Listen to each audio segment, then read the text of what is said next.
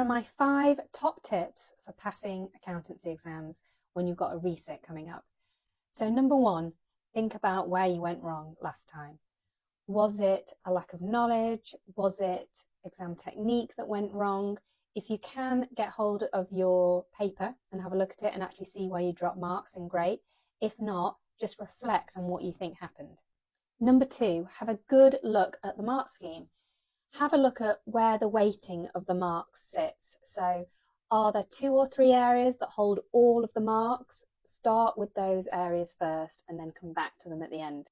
When you're doing question practice for a resit, try and always do the questions to time under exam conditions.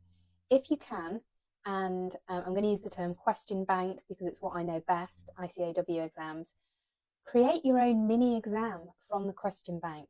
And so put all the questions together, if you can, in the weighting that it would be in the actual exam, and sit all those questions together under exam conditions rather than doing a few questions here and there. Think about what additional support you might need. So do you need to get in touch with your training provider, get in touch with your tutor, and perhaps you can collate everything that you don't understand and all your queries together and just have a half an hour or 1 hour session with your tutor from your training provider and go through everything. If you don't have a training provider, you might need some private tuition.